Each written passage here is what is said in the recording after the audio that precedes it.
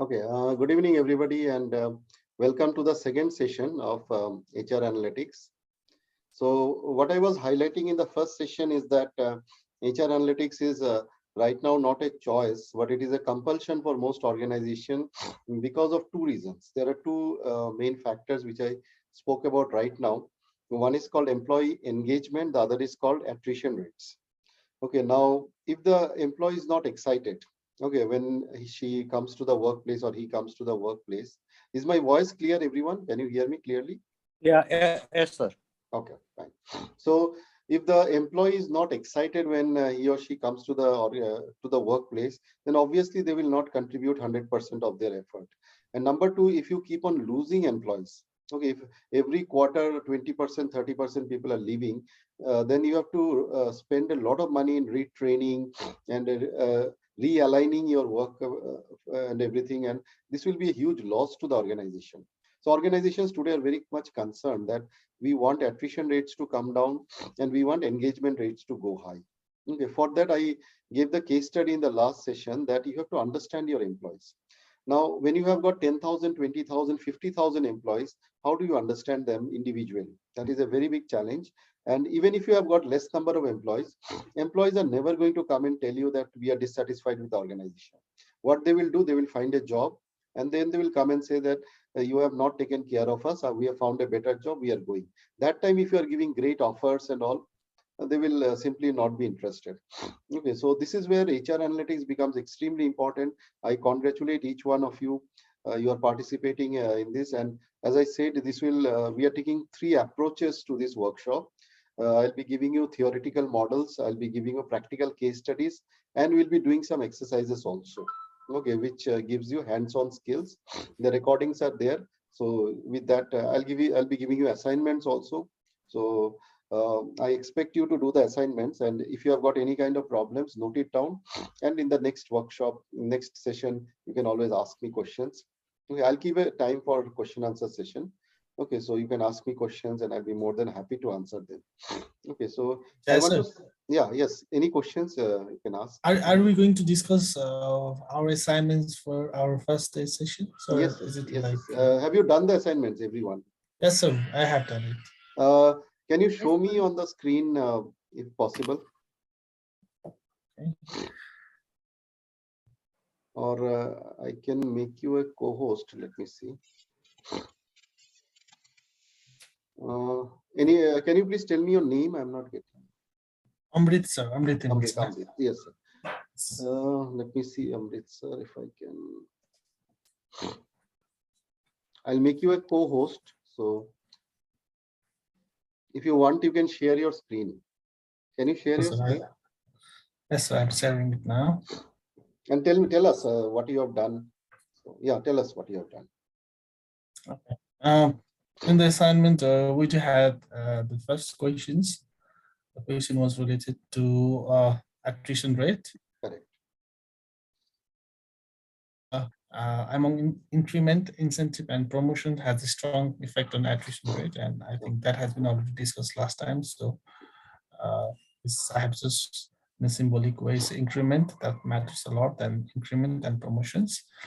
And secondly, if we want attrition rate in 2022 to be 10% and in 2025 to be 20%, what should be the figures of increment, incentive, and promotions? And I think that's what I just calculated, sir, from my side. I don't know is it correct or not. I think sir, what I want to know actually is, have you been able to use the two tools? I taught you two tools last time. One is called Corel, the other is called Forecast Linear. Okay. Yes, were you able to use both the tools? Yes, sir, I do. Great. That is the objective. Results does not matter. Results can vary with your data. What I'm interested to know, are you comfortable with the two tools? Have you been able to use it? Have you found any difficulty in using the tools? And I want to know from other participants also. Please let me know. Have you used the tools, everybody? Yes, sir. Both the tools. Both the tools have you used? One is called yes, sir. Corel. One Corel is called and forecasting linear. Forecast linear. So have you used yes, both the tools? Okay, great. Yes, sir. Did you find any difficulty in using the tools? No, sir. No. Okay. Anybody who found difficulty, please let me know. Anybody who found difficulty? No? Okay, so I assume that everybody was comfortable. Thank you, sir. You can stop sharing. Okay. So this was my objective to know from you. So it was very simple actually. The tools I have taken up were very simple, and just to make you comfortable with the nature analytics. Okay, that how we actually do it. But let me also put a caveat. Let me put a warning here that these tools are not very reliable. The tools that I showed you is not very reliable. The reason for it is that we were doing bivariate analysis. Now, bivariate analysis does not give accurate result because anything that happens, for example, attrition. Attrition is not just dependent on your increment or package or this thing, but it is dependent on maybe 15, 20 different factors. Now, I have to take all those 15, 20 factors together, and then I have to analyze. Now, this is not possible in Excel. With Excel, I cannot do multivariate analysis. And that's the reason in the next session, I'll be showing you SPSS and other tools. Okay, with SPSS, we can do multivariate analysis. And there are other tools also with which we can do multivariate analysis, which I will show you in the next session. Okay, so this is not reliable. What I showed you, I was just giving you a flavor of how we actually make sense out of data. When I'm using correlation, at least I can make some sense when I'm talking about my assumptions. When I'm talking about my assumptions, people will say these are your assumptions. Okay, so why should we believe them? Now, when I'm putting a statistical analysis to these assumptions, now people will say, okay, now I'm seeing that your assumptions make sense and people will listen to me. Okay, great. So today I'll increase the difficulty level slightly because I'm going into statistical calculations. So it will be slightly difficult. Wherever you don't understand, you can always stop me. Okay, so let me show you a video first. I want to start with a video. Just give me 1 minute.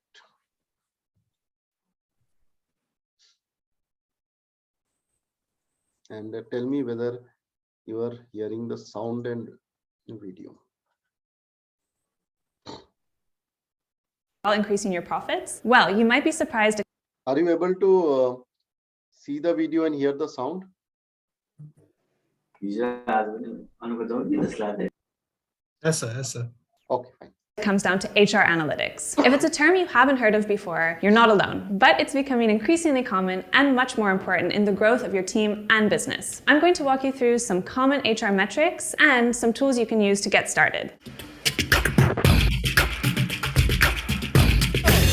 Hi, I'm Jayla. I'm the lead talent acquisition specialist here at Growth Tribe. My job is to find, attract, and hire the best team around. How do I do this? The starting point is HR analytics. Let's jump in. So as a growth hacker, you use data to know if your experiments or your marketing campaigns are working. As a recruiter or HR manager, you use HR analytics to make informed decisions on hiring or people management based on data. While HR analytics is important for both hiring and people management, in this video, we're going to focus on recruitment, also known as data-driven recruitment. Now you might ask, why is this important to me? Well, a recent Deloitte report found that organizations who were using people analytics appropriately reported 82% higher 3-year average profits than those who were not yet using data analytics strategies or who were not using them correctly. So how do you start? First, you need to have a good way to track your HR analytics. This can be done using an applicant tracking system that is good at reporting for hiring purposes, or an HR system that can give you insights to your people and processes. Let's talk about the specifics. When data is applied to hiring, HR analytics can help you save money, cut down on wasted time, and hire for the right skills. While there are hundreds of things you can track, let's focus on 3 important ones to get you started. Number 1, reduce time to hire. Did you know that the average time for top candidates to find and accept a job is 10 days? In order to get the best talent out there, you're going to have to hire faster, and that starts with understanding your time to hire. The time to hire represents the time in which a candidate expresses interest in your vacancy to the time they accept your offer. Every vacancy has a different time to hire, but when you track this metric, you can find the pain points in the recruitment funnel. This can result in the loss of great candidates due to long filling times. Once you know this, you can start making improvements to your recruitment process. Let's dive deeper. In order to cut down on this time, you first need to find out what your average time to hire is. If your applicant tracking system has a reporting function, this is an easy number to find, and you can usually break it down into specific roles, departments, recruiters, or even hiring managers. If your ATS cannot track this, you can also track it manually. Hired by Google Google has an easy way to do this. First, find the sum of your time to hire for each role, for a month, quarter, year, etc. Next, divide it by the number of hires you made in the same period of time. And finally, the result is your average time to hire in days. If you want to know how your time to hire stacks up against other companies, Workable has a great benchmark tool that can give you data on time to hire categorized by industry and location. Remember, this will not give you all of the insights, but it will let you know if you are on the right track. Next is to understand which part of the recruitment funnel takes the longest. Is it the CV screening time? Does your hiring manager take forever to get back to you on a candidate? Then you can implement tools to optimize your time. To help you out, we've compiled a list of tools, which you can check out in the description. Even if these insights and tools reduce your average time to hire by 5 days, that is 5 days sooner your team will have a new member to boost productivity, and 5 days recruiters can focus on other open roles. It makes a huge difference. Metric number 2, sourcing statistics. There is a lot of competition to find talent today, and sometimes high-quality candidates are not applying to your job posting,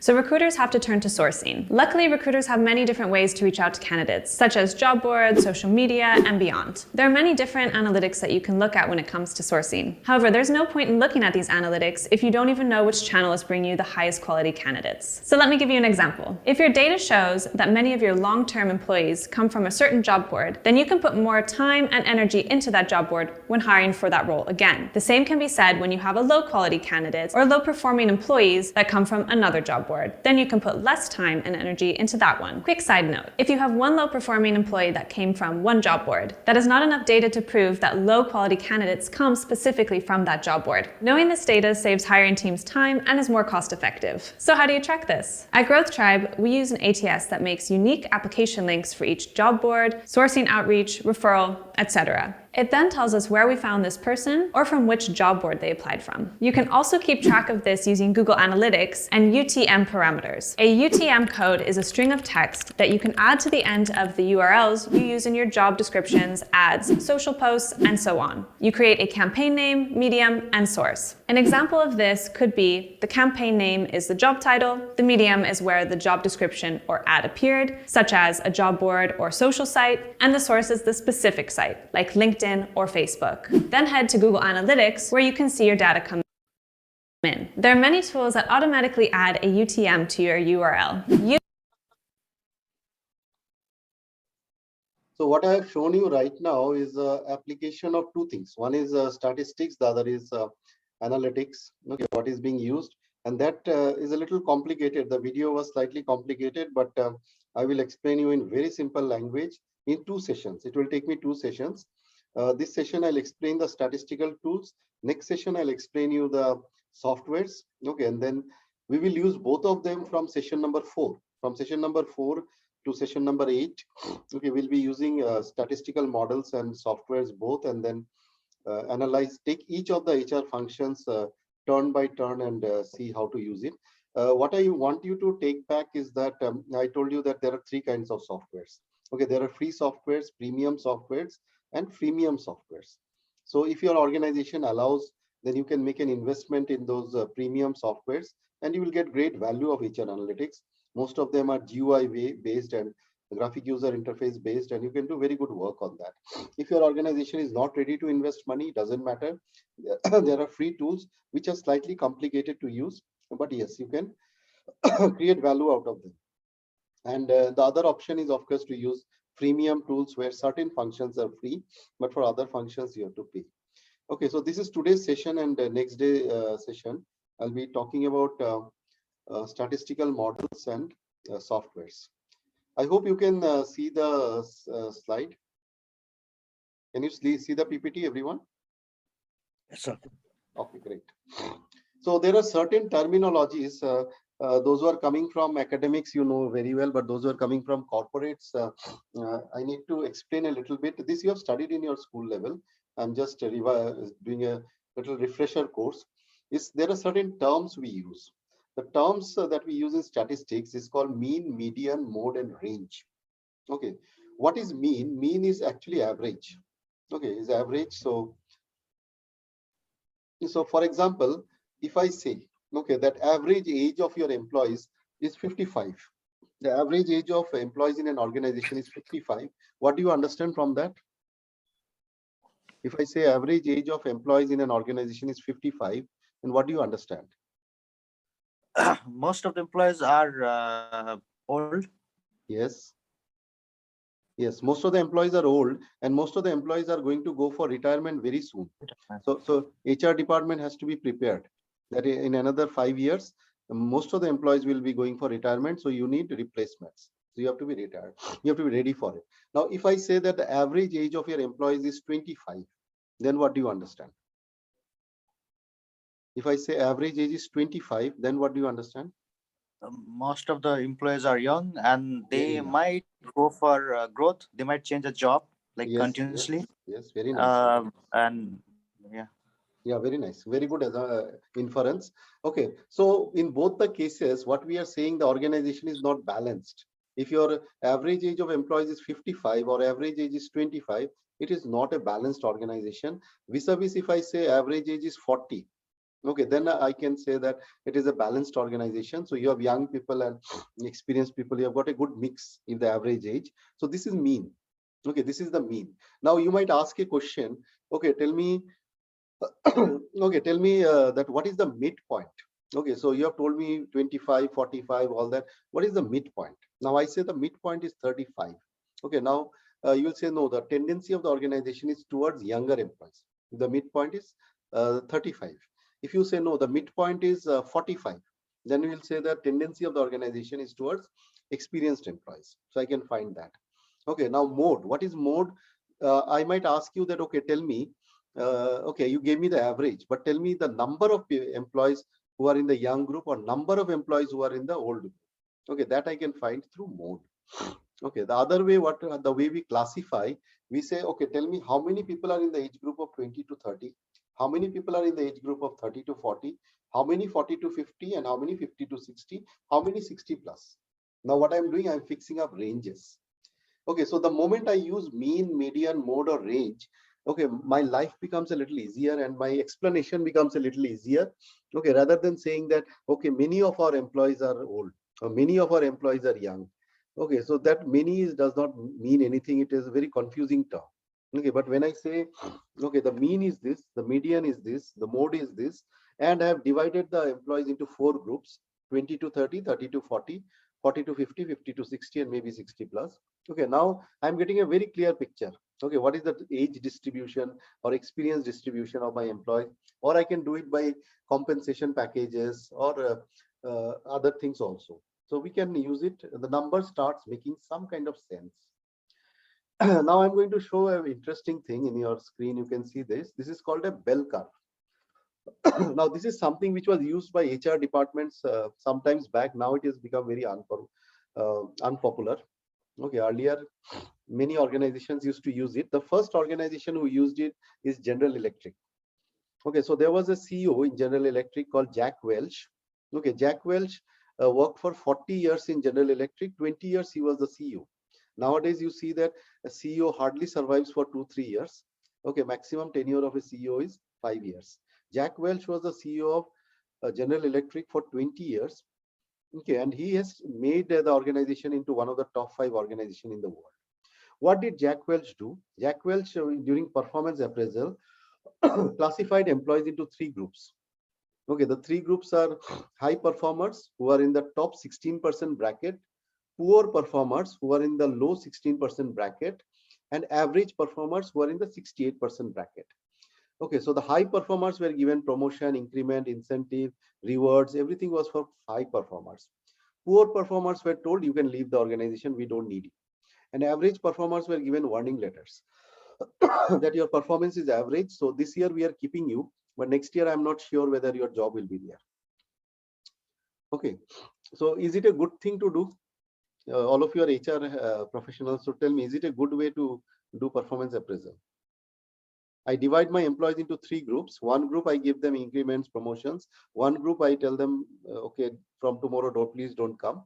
And another group I give them warning letters that your performance is average. This year we are keeping you. Next year we might not keep you. Is this a good thing to do? Yeah, please tell me yes or no. Is this a good approach? Hello, am I? So I think for these poor performers. I think Jack Welch has this 10, 20, and 70% rule. I just read it somewhere. I don't know if it's correct or not. Okay. As per him, like I think he has this book named Winning. Is it so? It's written by him? No, his book is Winning. Before Winning, he wrote another book. It is called Straight from the Gut. Okay, that is his autobiography. You can read that. Very interesting. Okay. Now let me give you another side of the story. What happened with the 16%? This 16% which General Electric asked to leave, they went and became CEOs of other organizations. Okay, they became the CEO of other organization. Now, how did this happen? This happened because the difference between high performers and poor performers was not very much. Okay, I'll give you one example. Suppose everybody in the class got 95%, and there is one poor boy or poor girl who got 91%. Okay, now we'll say that you are the last boy or the last girl in the class. But is 91% a bad mark? Definitely not. 91% is very good. But the standard of the school is so high that everybody has got 95% or above. So the principal calls the student who got 91% and tells the student, from tomorrow you would go to some other school. We don't want you. But that student is a brilliant student. He got 91%. Okay, so he will go to some other school and become the topper. And that is exactly what happened with General Electric.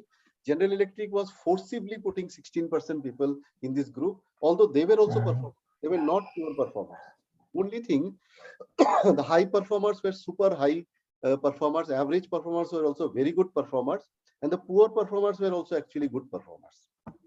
So this thing has been criticized by all HR professionals, and this has been discarded.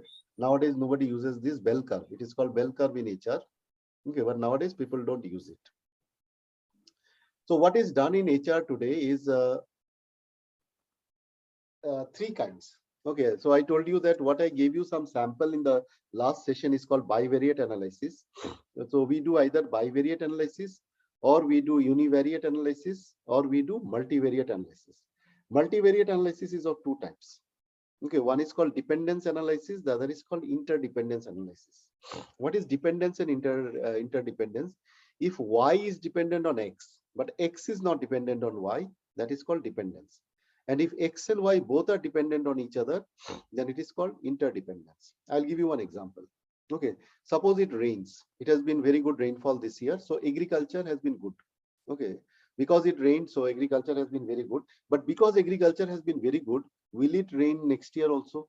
I cannot say. Okay, so agriculture depends on rain, but rain does not depend on agriculture. Okay, but so let us look at advertisement and sales. Okay, so I increase my ad budget, the sales increases. What will I do? Next year, I will further increase my ad budget.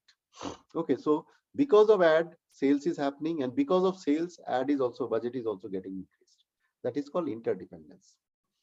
And the tools we use are called chi-square, correlation, regression, ANOVA, multiple linear regression, non-linear regression, linear discriminant, factor, cluster, conjoint. I'll be discussing these tools in the workshop. Okay, not from a theoretical point of view. I told madam that corporates don't like all these theoretical calculations. They don't like theory. They like practical applications of this.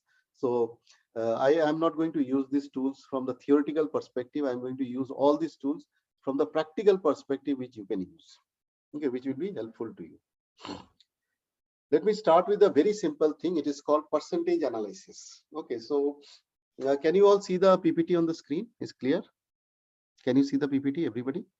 Yes, Yes, Okay. sir. Percentage analysis, you can see? sir. Okay, great. So percentage is a very good tool, because if we convert the figures into percentage, it suddenly starts making sense. Okay, like the example I gave you, I tell you 100 people have left. Now 100 people is a very big number and I should be alarmed. But if my total employee is 10,000 and 100 people have left, then the figure is 1%. So I'm not bothered. But if my total employee is 200 and 100 people have left, okay, then I am bothered, because 50% of my employees have left. Okay, so when you convert any number into percentage, suddenly the picture becomes clear. That is the very basic form of analytics. Now another benchmark comes is what happened last year. Okay, so last year your attrition rate was 25%. This year your attrition rate is 30%. So you form a benchmark that this year you are not doing well. 5% attrition rate has increased. Or last year it was 30%, this year it is 25%. So you are doing good. 25% is not a good number, okay, but at least you have improved. So when we do comparison of year on year, YOY we call it, when we do YOY, then picture becomes more clear. Third step, let's compare with industry standards. For example, IT industry. IT industry, the average attrition rate is 30%. So my company attrition rate is 20%. So I'm doing better than the industry. Okay. Or my attrition rate is 40%, then I'm not doing well. But if I look at banking, it is 20% attrition rate. If I look at FMCG, it is 10%. So if I'm running a FMCG company and my attrition rate is 30%, then of course I have to worry a little, or worry a lot, in fact. Okay. So there are three stages what we do. First, we convert numbers into percentage. Number two, we compare what happened last year. Okay. Number three, we compare what is happening with industry, what is happening with other companies like us, and then we draw some inferences. This is the very basic way of doing analytics. It is called percentage analytics. A better way to do analytics, is to convert it into diagrams. If you can do a diagram, you can show a bar diagram or subdivided bar diagram, multiple bar diagram, percentage diagram, deviation diagram, broken diagram, pictogram, cartogram, or you can make some graphs, time series, range chart, band graph, histogram, frequency polygon, smooth frequency curve, ogives. This I'll not explain today. I'll show you next session. Okay, next session I'll show you some of the graphs and charts and how we use them actually. Okay, this is just for your understanding that if I convert anything into percentage, then I understand things better. If I convert it into a diagram or a graph, okay, then I understand much better. Okay, pictorial form, I understand much better. This is a better way of doing analytics. Third way I'm coming into analytics is testing of assumptions, or these assumptions we call it hypothesis. Okay, now I told you the biggest complaint about HR department is people work on assumptions. People make assumptions that if I increase salary, then maybe everybody will stay. If I give promotion, maybe everybody will stay. If I give incentives, maybe everybody will stay. So there is a maybe. Okay, it's an assumption we are making, but we don't know exactly. Statistics helps you to understand exactly whether if you do something, what will be the consequence. So what do? We can do Z test, we can do T test, we can do ANOVA, we can do Kolmogorov-Smirnov. These are called parametric and non-parametric test. Okay, in statistics, we have got two kinds of tests. One is called parametric, the other is called non-parametric.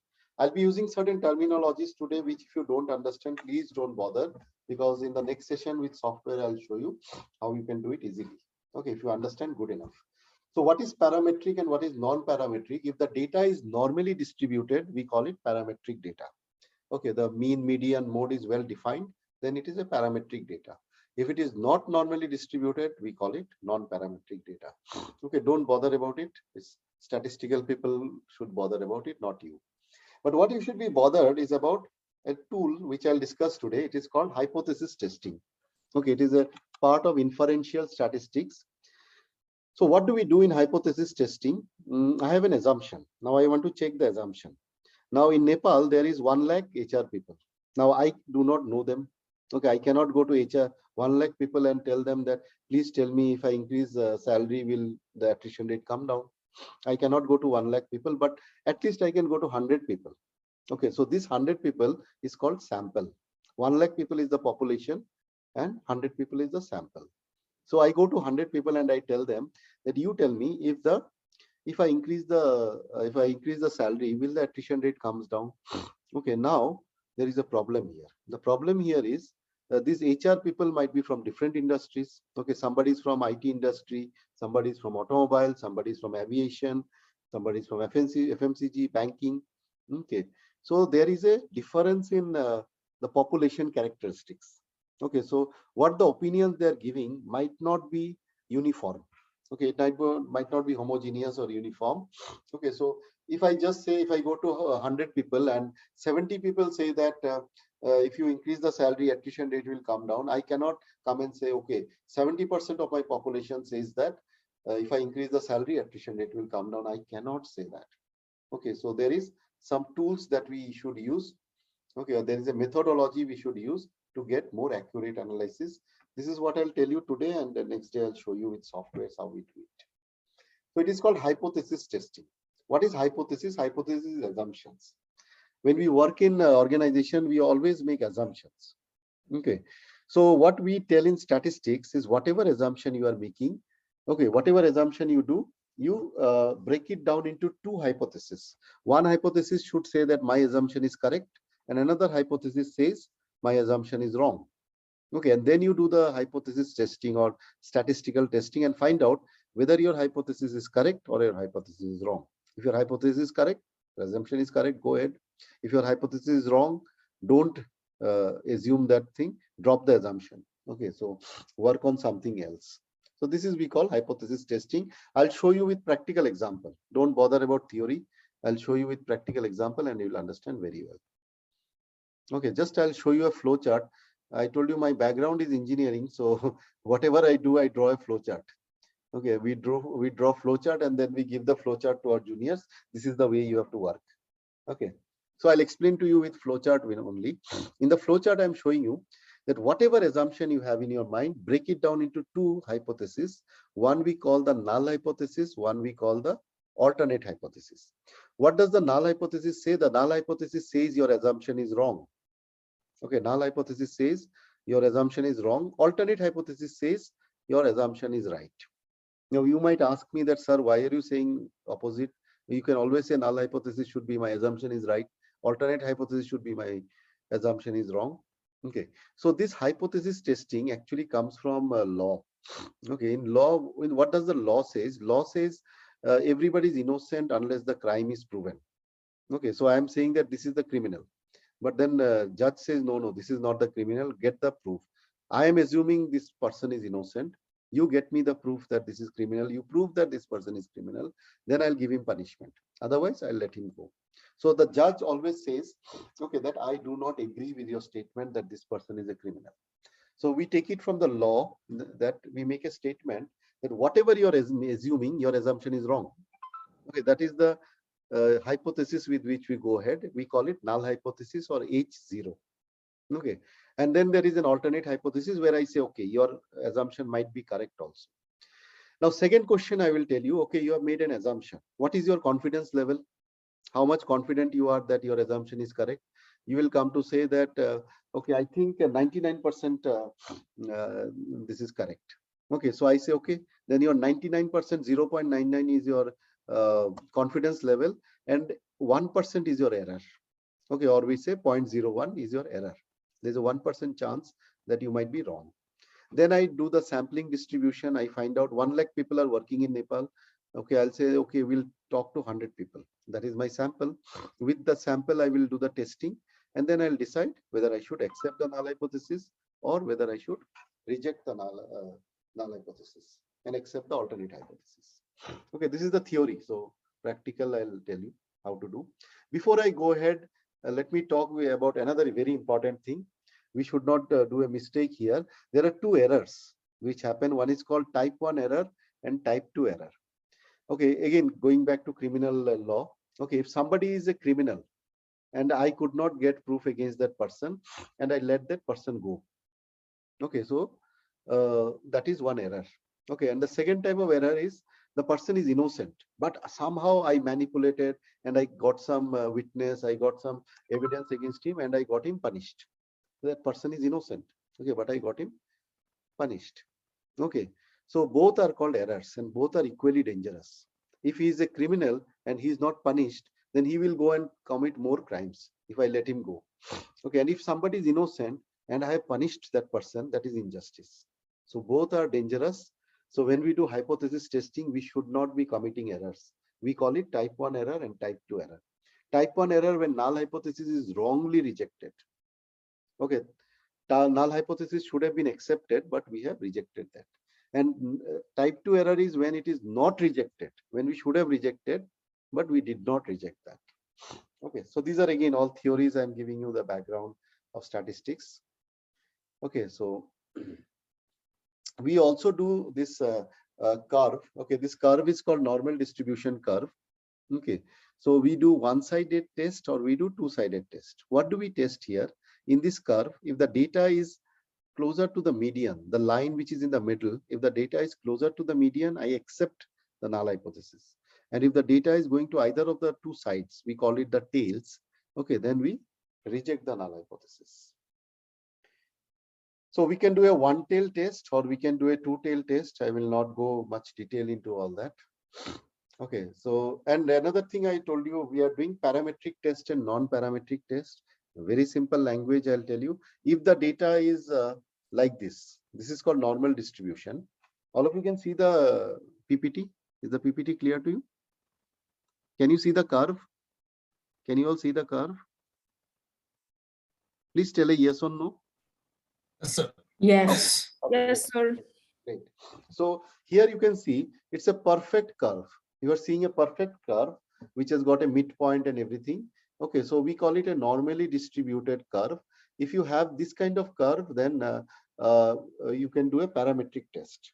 Okay, but if the curve is not like that, if the curve is in some other shape, we call it skewness, and then you cannot do a this test. You have to do a non-parametric test. So I know all these theories sounding very difficult to you, but in a little next 15 minutes, I'll make it absolutely clear with one example. So just understand the background and then I'll tell you with practical example. Okay, so I can do a parametric test or I can do a non-parametric test. If it is normally distributed, parametric test. If it is not normally distributed, non-parametric test. I will do one parametric test here and I'll do one non-parametric test also. Okay, I'll do two examples I'll do. And with the two examples, you will be absolutely clear what we are trying to do. Okay, so parametric versus non-parametric. Parametric, if it is, as I said, if it is a normal distribution and if it is arbitrary, then non-parametric. If there is a mean value, then it is parametric. If it is a median value, non-parametric. If you know about the population, okay, then it is a parametric. If you don't know the population, it is a non-parametric. Okay, so parametric tests, you can do Z-test, T-test, ANOVA. Non-parametric, you can do chi-square, Mann-Whitney, Wilcox signed rank test, Kruskal-Wallis test, and many others. Friedman test, and all things. So I'll do one example with you. Okay, and then I told you I'll make it everything. I'll make absolutely clear with an example. Okay, and so I don't want you to learn theory is not used for corporate people. So you want to know the practical use. I'll show you the practical use. Okay, so I would request one thing that what I'm showing you on the screen, please take a picture of it with your mobile camera if you have it. Please take a picture because we'll be needing that. Can you please take a picture? And tell me after you have taken, you tell me you have done, then I'll change the slide.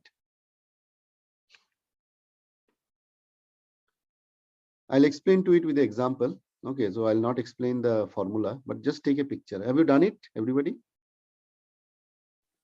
Yes, Hello? done. Correct. Right. So what I've written here, all these formulas and everything, I'll explain with an example and then I'll explain the theory. So let me give you an example. Okay. This example is about work from home and work from office. Okay, now there is a big controversy which is going on in the corporate world.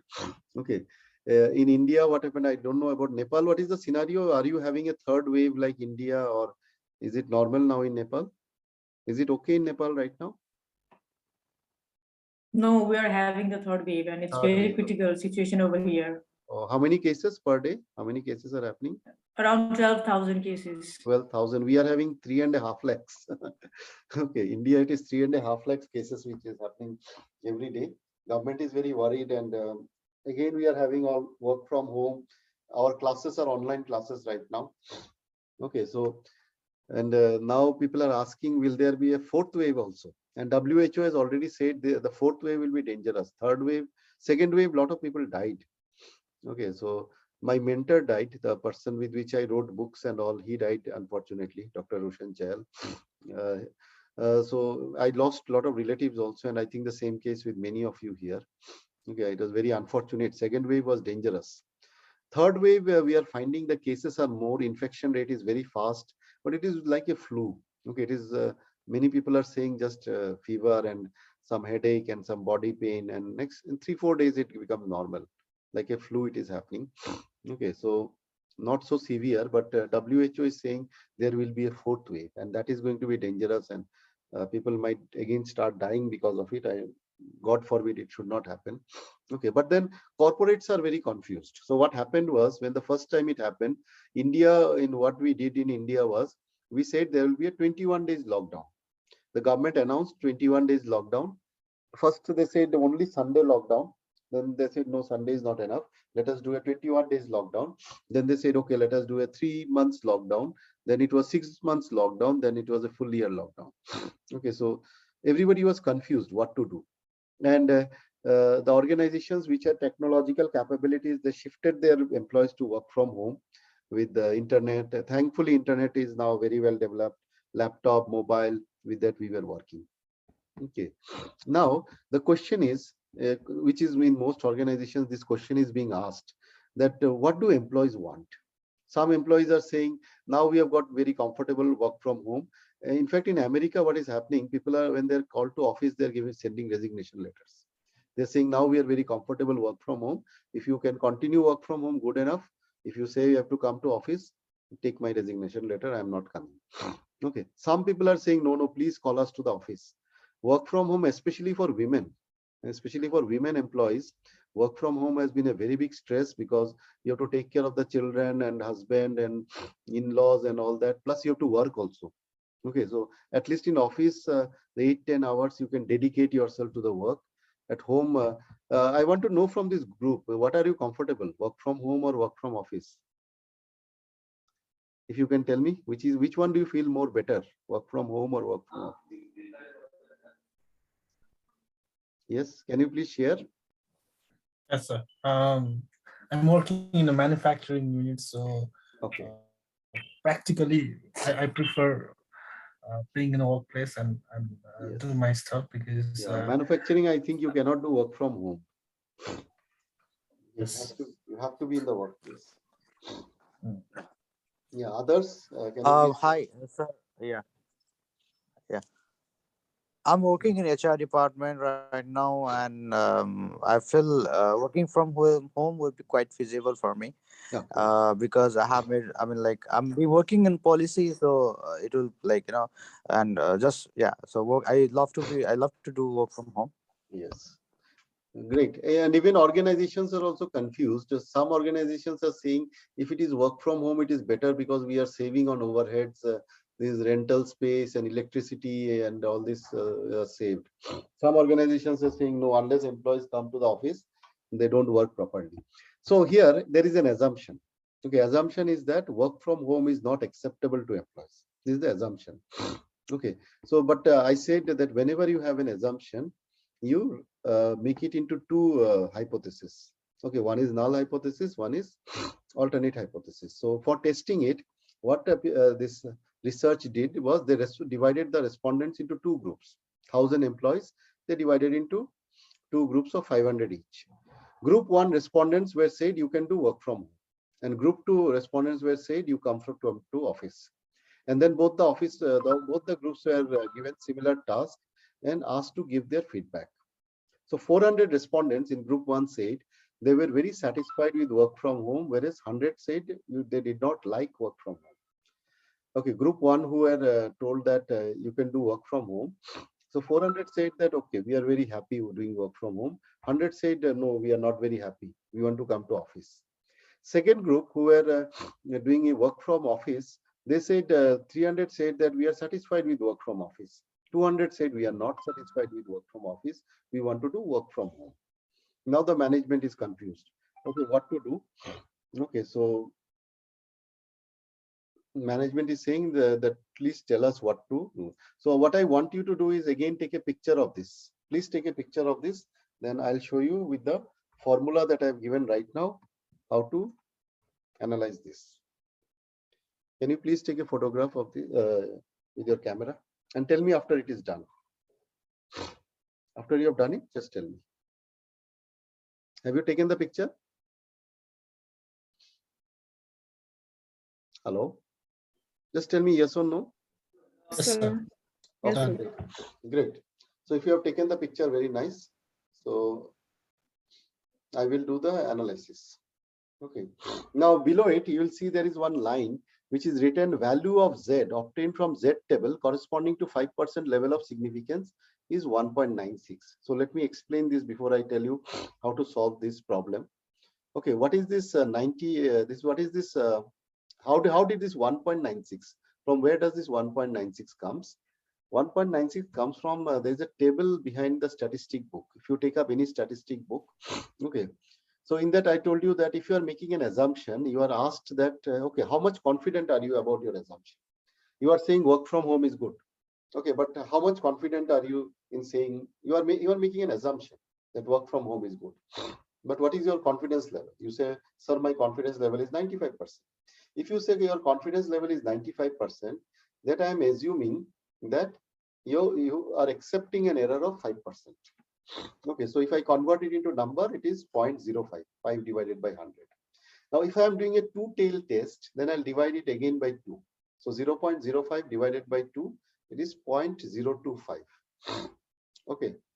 So if it is 0.025, then what is my confidence level? It is 1 minus 0.025, that is 0.975.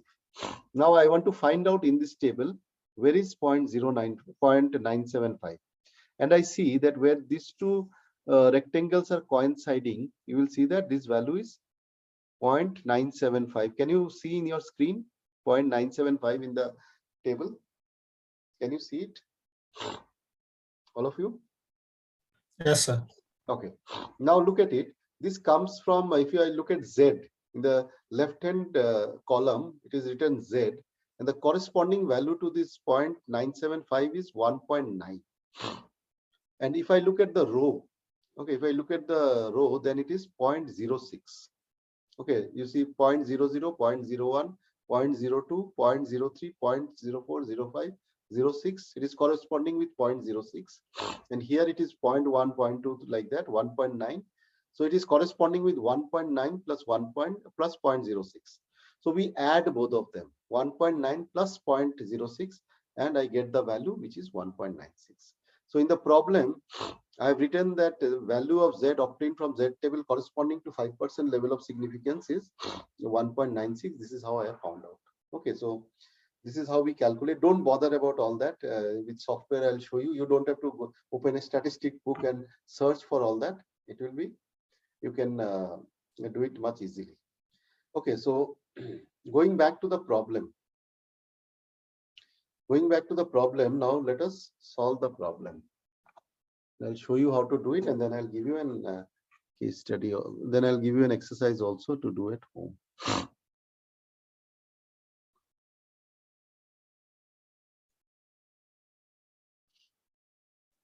Can you all see the Word file? Are you able to see the Word file? Yes, sir. Okay. So in the Word file, I said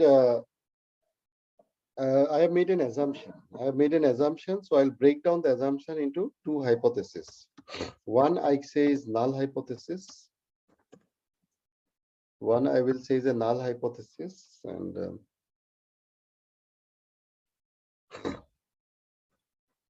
another one I'll say is an alternate hypothesis. What does the null hypothesis say? Null hypothesis says that your assumption is wrong. Your assumption is not correct. An alternate hypothesis says your assumption is correct. Okay, so what was the null hypothesis? You have taken the picture. So just give me 1 minute. Just copy from here. The null hypothesis was work from home is not acceptable to employees. Okay, the null hypothesis was work from home is not acceptable to the employees. So what will be the alternate hypothesis? What will be the alternate hypothesis? Anybody can tell me? Work from home is acceptable to employees. Correct. Work from home is acceptable. Okay, it is acceptable to the employees.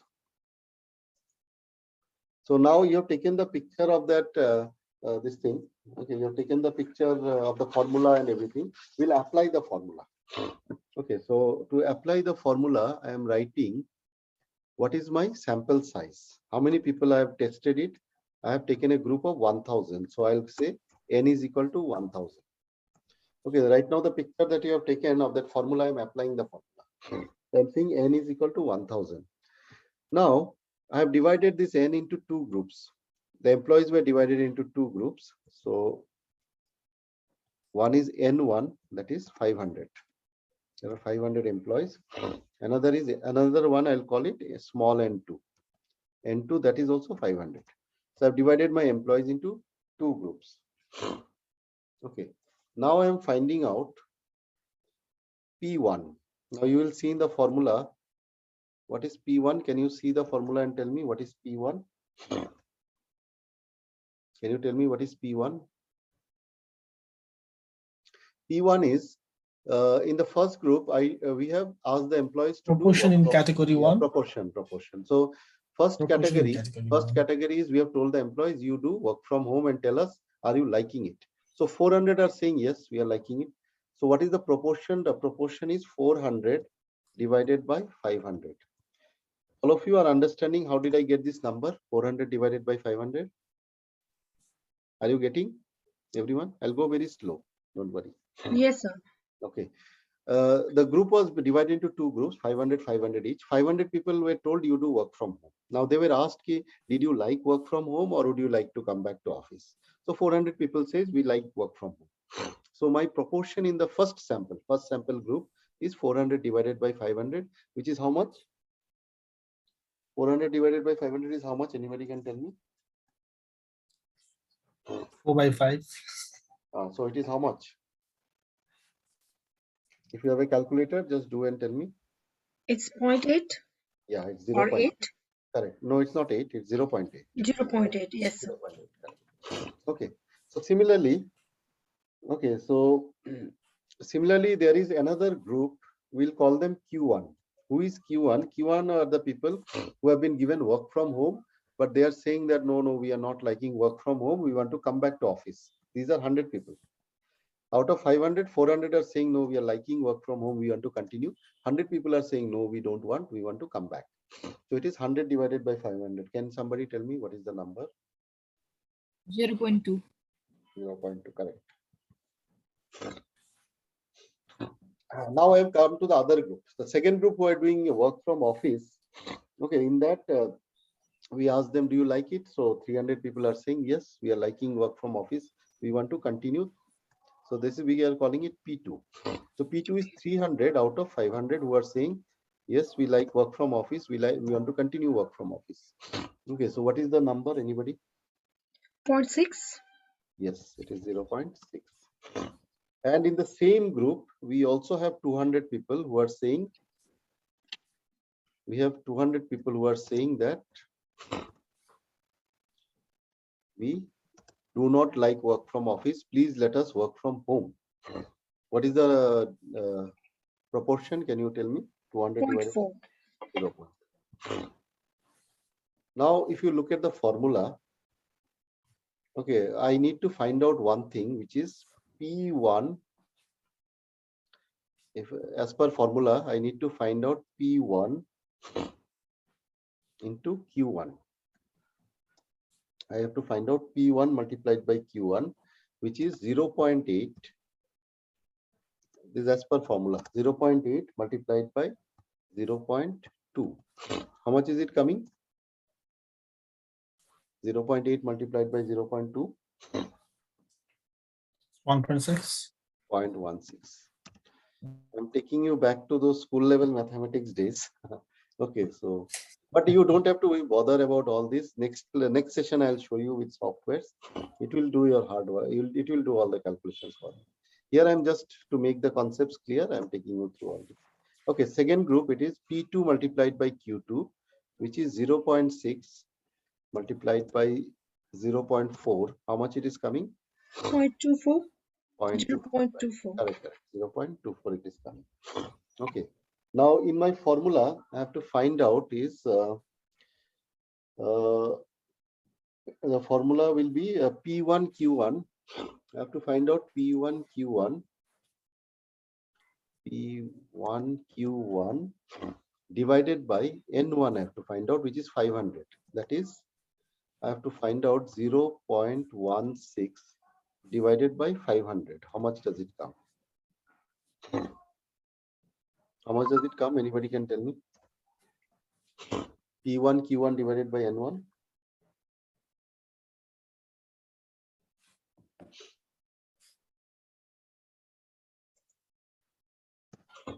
Please use your calculator and tell me.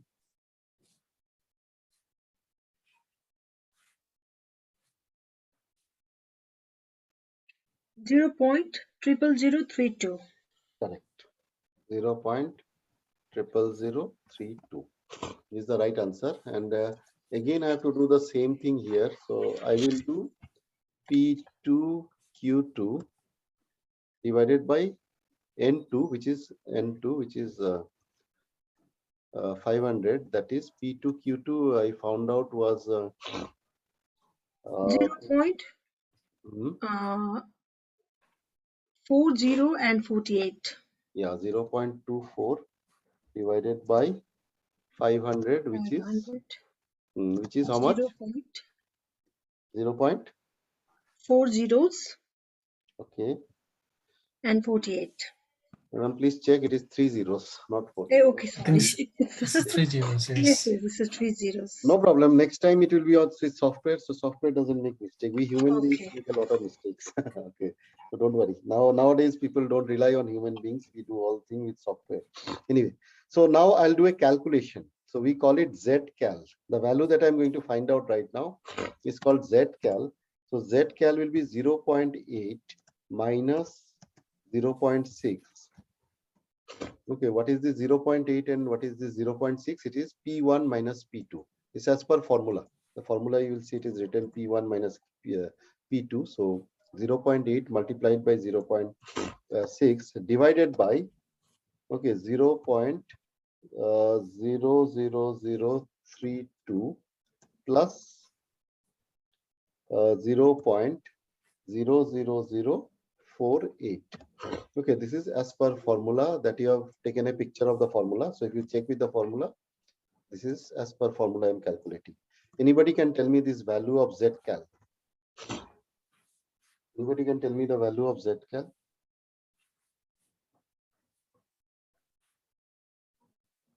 How much is it coming?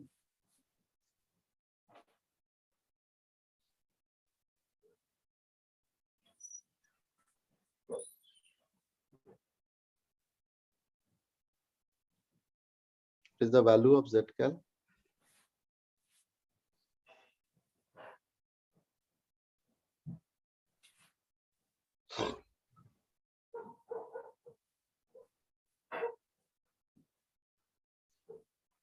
It's 250. How much? I don't know. 250. 250. Correct. 250. Yes. So what we got the value of zcal is 250. Now, if you go back to the problem, in that problem we have given a value. In the problem we have given a value which is called, we call it the Z tab. I told you this value we find from statistic books, and the table is 1.96. I showed you in that statistics table how do we find the 1.96. Okay, so from the statistic book I have found out that tabulated value is 1.96. Calculated value is calculated value is 250. Who is bigger, calculated value or tabulated value? Who is bigger? Calculated value. Calculated value is bigger. Okay, so when calculated value is bigger than your tabulated value, okay, then what do? We reject the null hypothesis. We reject the null hypothesis. So what was my null hypothesis? What was sorry? What was my Work null from hypothesis? home is not acceptable. Yeah, work from home is not acceptable to employees. We are rejecting the null hypothesis and we are accepting the alternate hypothesis. We are accepting the alternate hypothesis. So what is the alternate hypothesis? Work from home is acceptable. Yes. We are accepting the alternate hypothesis, which is saying that work from home is acceptable to Acceptable. the employees. So now you can take your decision that we will continue with work from home. We will not call the employees to office because they do not like it. Okay, now if you go to your top management and say that, sir, I have got a feeling, I spoke to a few employees and they are saying they are comfortable at home, they don't want to come. Management will say, madam, it's your feeling. Okay, it's your emotion, feeling, perception. But where is the logic? Okay, why should we trust you? Now, if you actually show calculations the way I've shown you, okay, if you can say that, no, we have done a scientific experiment and through it, I am telling you that people like work from home. Now the management will say, okay, fine. Tell us what you have done. Okay, let us listen to your logic. So anything that is supported with logic, okay, people accept it. So this is what I've shown you is called parametric test. Okay, I'm sure some of you have understood and some of you have not understood.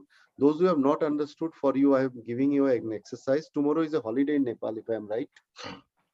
Am I right? Tomorrow is a holiday? Yes? Yes, sir. So I am giving you assignment by tomorrow, by tonight I'll send all the assignments. So I'll give you the assignment. So what I request you to do, tomorrow is a holiday, you sit down and you do it yourself. And if you get stuck, then next session you can always tell me. Okay, you'll get the video also.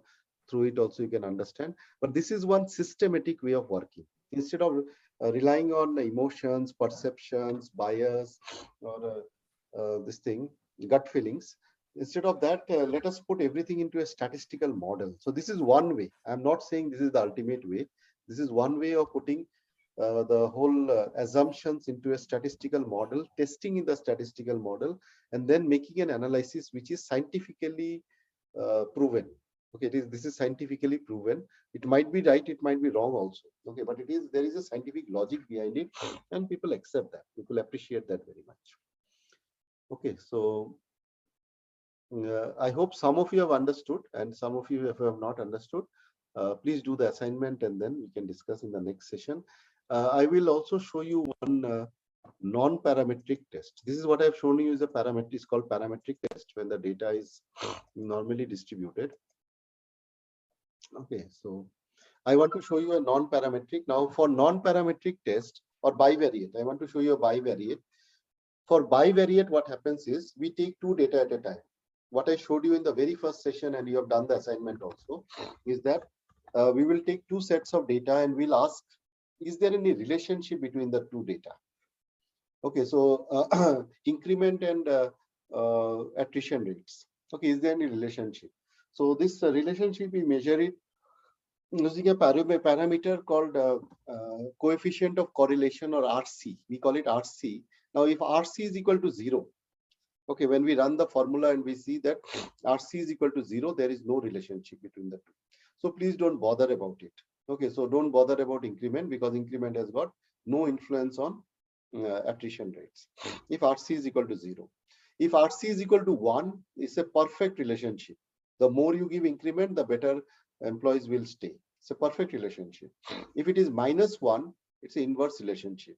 Like we were discussing in the previous session, if you give very quick promotions to employees, they will leave. Okay, they will use it and then they will get better opportunities other places and they will leave. Okay, so if it is a negative correlation, if it is a 0.05, then we call it a weak relation. Okay, the relationship is weak, so but let us not bother about it.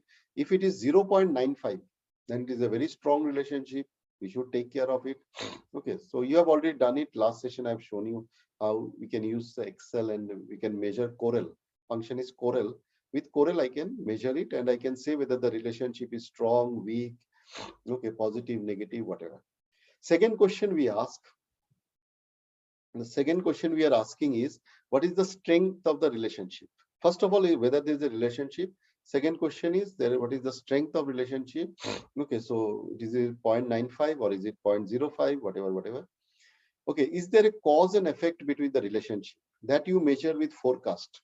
I've shown you with forecast that if I increase the increment by 10%, then will the attrition come down by 10% or 5%?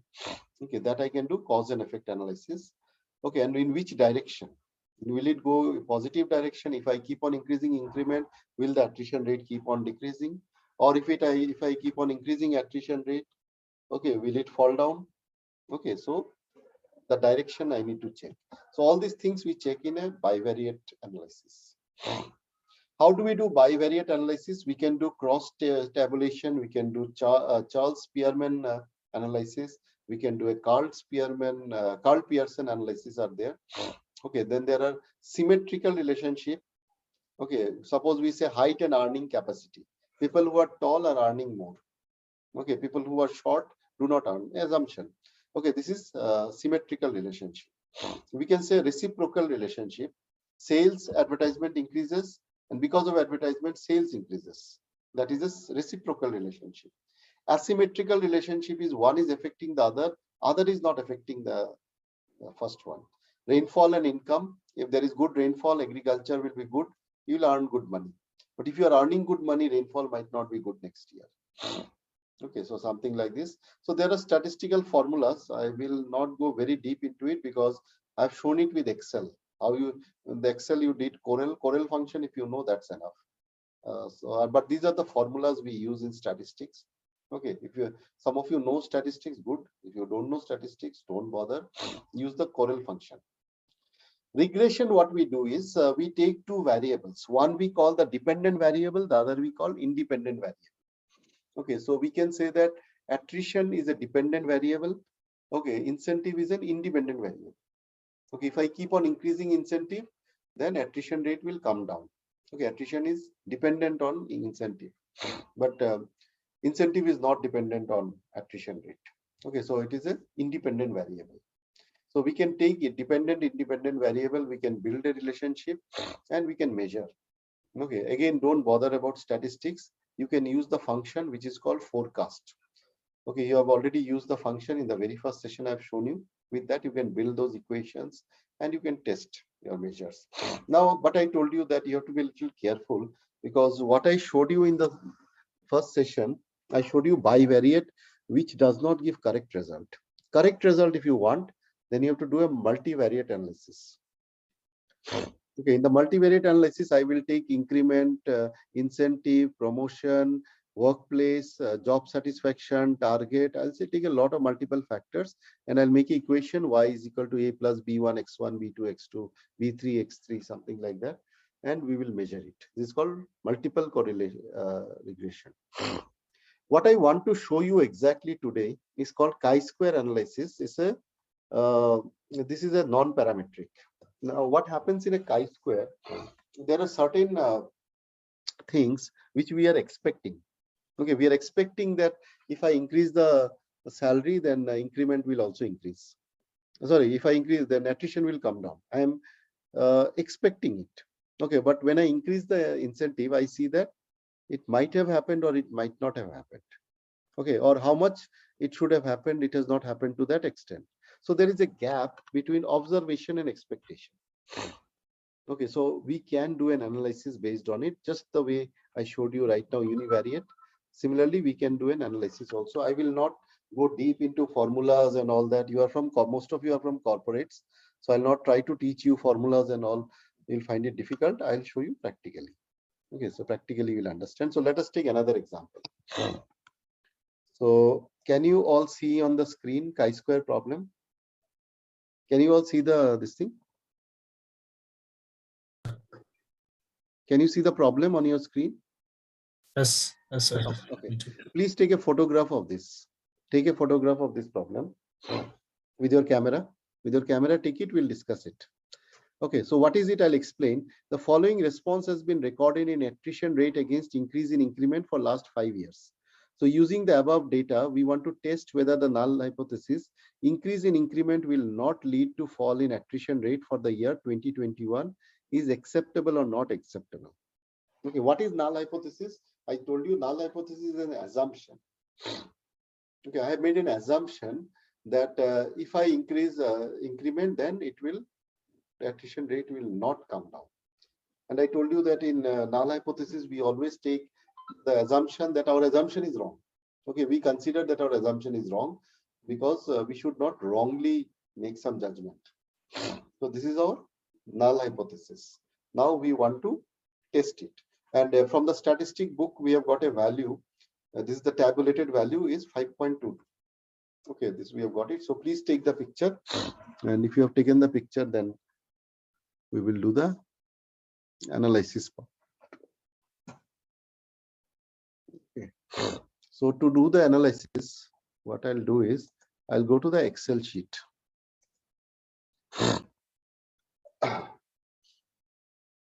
So what I'll do is I'll copy this sheet. This is what the picture that you have taken. Increment versus attrition rate. Okay, so what was expected and what really happened? So expected, we will call it E. We will call it E, and observed, we'll call it O. Okay, expected, I'm calling it E, and this is I'm calling it O. Let me increase the size, then you can see. Can you all see the Excel sheet? Can you all see the Excel sheet, everybody? Yes, sir.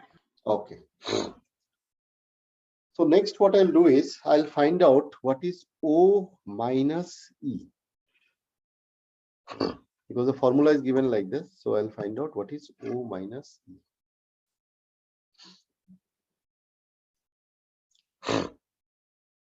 I think I've written 0 here. Just a minute. Okay. So let me find out what is O minus E. And so how do I find O minus E? I can just give a formula. Just see what I'm doing. I can say plus E5 plus E5 minus D5.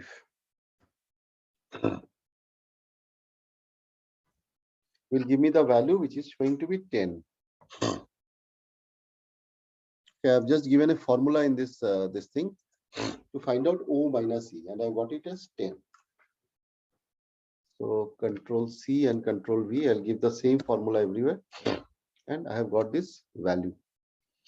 Okay, now I'll get another. I need another value which is called. I need another value which is called O minus E square.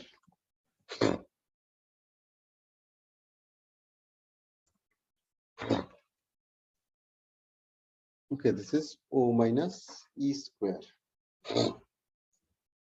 So 10 square will be 100. 10 square is 100. Sign does not matter. 5 square is 25. 5 square is again 25. This is also this. Sorry, this is 9. This square is 9, and this square is 25. Okay, so 10 square is 100.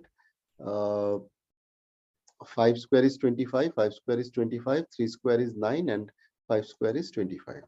Now I have to add it up.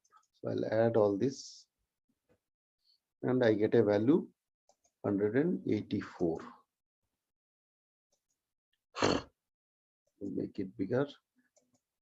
Okay, I'm doing as per the formula given. Okay, so O minus E square I have found out, and I have to now add up the E also. I have to add up the E also. So let me put a summation. E is coming to be 100. Summation of E is coming to be 100. Increase the size. Okay, so what I have to do is I found the summation of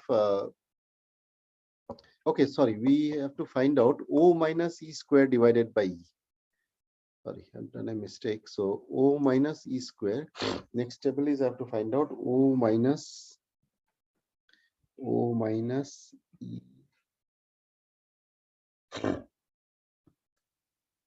O minus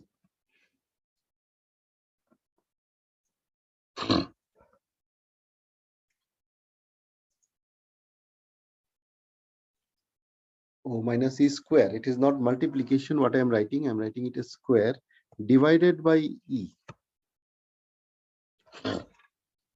O minus E square divided by E I have to find out. So how do I find out? O minus E square I found out. So E is here. So plus G5 plus G5 divided by D5 divided by D5. I'm getting this value 3.333. I'll just copy this value, paste it. I'm getting all this value, and then I'll do the summation. And I have got a value which is 8.68.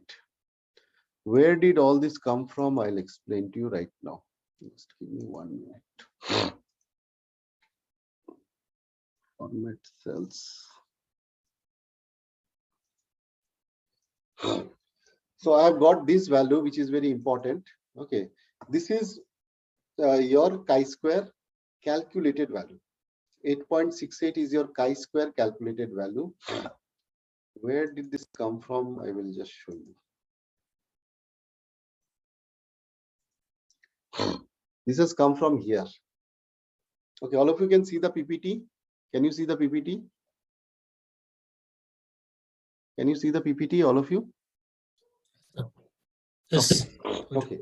See the formula. Look at the formula. O minus EI square divided by EI summation. So what I did in the Excel sheet, first I found out O minus EI. Then I squared up the value of O minus EI. Okay, and I found out O minus EI square. Then I divided O minus EI square by EI. And I found out individual values. Then you see a summation. So what I have done, I have added up all the values. By doing all this, okay, I found out the calculated value of chi-square. Have you understood this? Tell me. Just tell me yes or no. Or should I explain again? Have you understood what I have done in Excel? So the total x square is 8.68, is it? Yeah, the total is coming to 8.68. I'll show you once again. I'll go back to the Excel. Okay. The calculated value is coming to 8.68. So I can say calculated value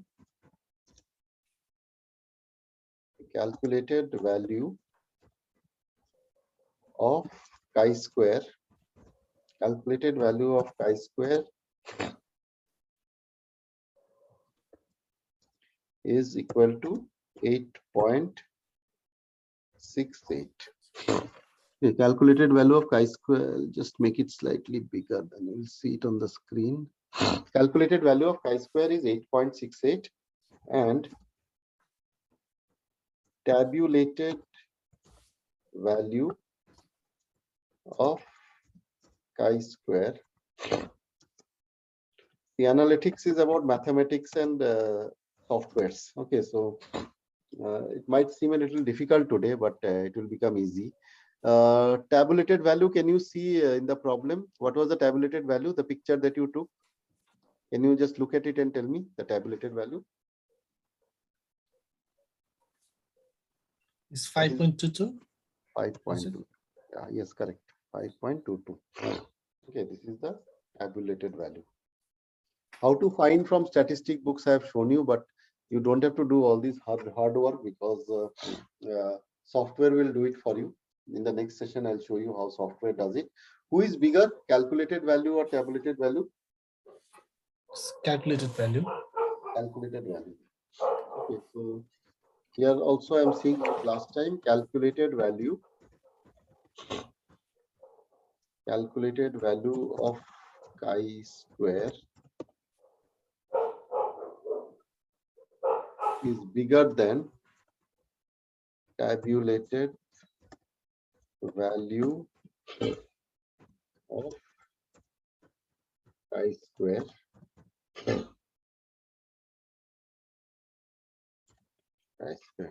Okay, this is what I found out through my calculations. I found out calculated value is bigger than. So what should I do? Accept the null hypothesis or reject the null hypothesis? Reject. Reject. I should reject the null hypothesis and I should accept the alternate hypothesis. Okay, I'll explain all these things what I have done right now, so nothing to worry. Okay, so I've just shown you practically how we have done it. Let me go back to the problem PPT.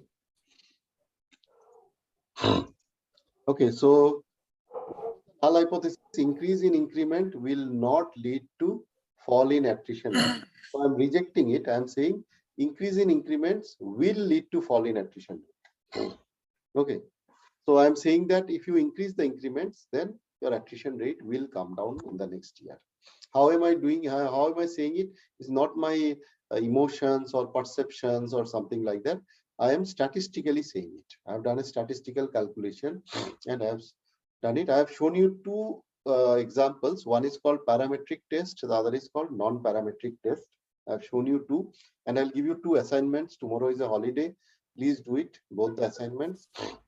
If you get stuck, you can just look at the video and then clarify wherever you have doubts, or you can write it down and next session I'll definitely explain you. And what I would expect from you is that you will show me in the next session how you have done it. Okay, so I'm not much bothered about what results you are getting. What I am interested to know is, have you understood the process? Can you actually apply the process? Can you do it, everybody? Yes, sir. Great, great. Yes, sir. So yeah, those who are not feeling confident, please try. Please try. And then wherever you are getting stuck, I will explain in the next session. Now, there is another thing which I'll not show you today. I'll show you in the next class. I'll show you with software because it is much complicated. It's not possible to do it like the hand I have done calculation. Now, please mute yourself. Please mute yourself, otherwise you cannot hear me. Well, thank you. Okay, so manual calculation, what I have shown today, for ANOVA, it is not possible. Okay, ANOVA manual calculation, I cannot show you. Why I cannot show you? Let me tell you that also. Okay, this is how ANOVA is done. Okay, this is not possible to be shown in this thing. What we do in ANOVA, suppose I've got an office in Kathmandu, Mumbai, Hong Kong, Dubai, Japan, and Europe and America. I've got different offices. Now I want to see that I want to measure whether employees in all the offices are satisfied or not. So what I'll do is, for that, what I'll do first, I will get the average values of. So I've given a scale 1 to 5. I've given a scale. Employees are told, if you are satisfied, then you write 5. If you're not satisfied, you write 1, 2, or whatever. Okay, so I've given a scale. So what I do, I find the average. Okay, x1 bar, x2 bar, all is the average. Then I find the average of the average, or we call the mean of the means, x bar equal to x1 bar plus x2 bar plus x3 bar. Then we find sample square between. Then we find mean square between. Then we find MS within. Then we find MS between. And then we find F ratio. F ratio is MS between divided by MS within. And then if the F, here we are finding F values, like I showed you Z values and chi-square values. Here from statistic books, we find the F values. If F calculated is less than F tabulated, null hypothesis is accepted. If F calculated is greater than F tabulated, null hypothesis is rejected. Okay, so this is how we use, we do ANOVA analysis, but I will not do any problems today. Okay, next day with the software, I'll show you how it can be very easily done. Okay, you don't have to open statistic books, or you don't have to open your calculator and do calculations and all. You don't have to do anything. And just with a software, you can do it very easily. I'm coming to another. What I've shown you right now is actually bivariate analysis. I was talking about univariate analysis and bivariate analysis. I was measuring attrition rates with incentives. I was measuring work from home and work from office. So I was taking two parameters at a time. But in real life, I told you that we do not get accurate results when we do bivariate. We get accurate results when we do multivariate, when we take numerous parameters at the same time, 10, 20, 25, 100 parameters at the same time we do an analysis. There are different types of analysis we can do Again, we cannot do it with Excel, not possible with Excel. All these things I'll show you in the next class when we do with softwares. We need softwares for it. We need SPSS and other softwares. So you can do linear discriminant analysis, you can do factor analysis, you can do cluster analysis, and you can do conjoint analysis. Where is all this used in HR? I'll tell you right now. Where is all this used in HR? Okay, can you all see that table? Can you see the table? Multivariate analysis. Yes, sir. Okay. Now, suppose you have got a question in your mind that you want to write a job description. You want to give an ad for recruiting, hiring people. So for that, in the ad, you have to write the skill sets. What are the skill sets you need? You want to hire a software analyst. Okay, now software analyst, what all should that software analyst know? Okay, so you are writing that software analyst should know C++, Java. Software analyst should know, okay, how to do problem solving. Okay, software analyst should know how to do report writing. Okay, after doing the analysis, the analyst has to write a report also. So should be very good in English communication. Okay, grammatical, grammar and all that, they should know very well. So you are writing a combination of skills. Software analyst does not mean that somebody will come and say that, okay, I know Java, C++, Python, I know all that, but I cannot write English. I have problem with writing English. Okay, or I cannot do problem solving. You tell me what to do, I will do it. But if you ask me that go and solve a problem with C++, I cannot do that. Okay, so you are saying, no, we don't want this kind of people. We want a person who knows the software, who can do problem analysis with the software, and can write a report or make a PPT also. So this is the combination of skills. So how do I decide that? Okay, so normally what HR department does, they will say, okay, oh, market mein kya chalta hai? Okay, baki organization kya kar raha hai? We'll do copy paste from here. This is the unscientific way of doing. Okay, scientific way is linear discriminant analysis. Using a linear discriminant analysis, I can identify those particular skill sets which are needed for a particular job. Okay, how do we do it? I'll explain in subsequent sessions. Number 2 analysis I want to speak about is called factor analysis. Which are the factors which are causing attrition? Okay, we are discussing a lot of things, incentive or promotions or increments, or maybe the boss, okay, behavior of the boss, work pressure, competitor, lot of factors are there. Now there are 100 factors. Now I cannot work on 100 factors. I am telling, okay, tell me 5 factors. Okay, I can improve on 5 factors. If you tell me 100 factors, it is not possible for me to improve on 100 factors. Tell me 5 factors. So that we can do through factor analysis. Okay, which factors are actually causing the high attrition rate? Then we can do cluster analysis. Okay, so we are saying that right now we have got too many departments. We have got 15 departments in the organization. We want to combine. We will say that HR and administration should be one department. Okay, then marketing and advertisement should be one department.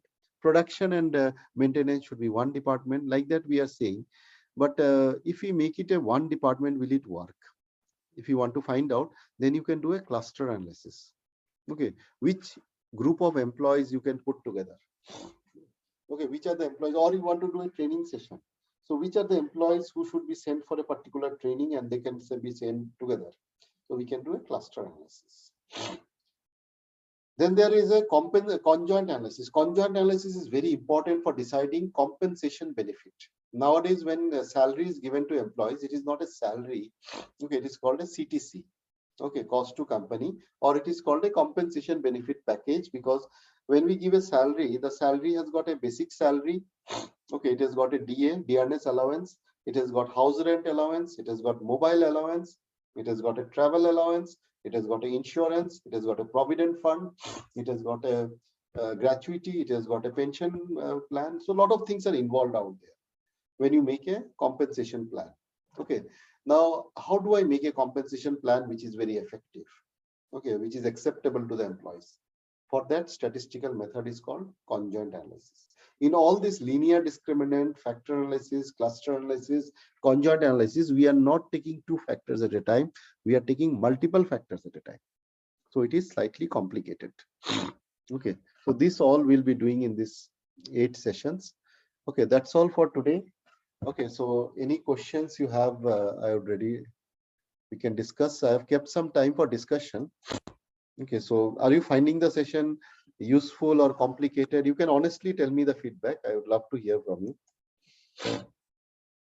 Okay, and say 5-10 minutes we'll spend. Okay, then we can break for the day, and I'll send you all these video recordings and this exercises, PPTs, study materials. I'll send everything to you. Okay, so you can go through. Tomorrow is a holiday. You can go through all of them, and any questions you can ask in the next session. So today's session, just give me an honest feedback. Did you find it very complicated, or did you find it interesting? Did you find it useful? Can you please share? It will help me to take the other sessions also in the same way. I would like to hear from all of you. Yes. It was interesting, of course. But yeah, there are a lot of numbers and information. So I think we need to go once again from the beginning and just get it. But overall, I get the concept. Yes. So it's good. I do have questions too.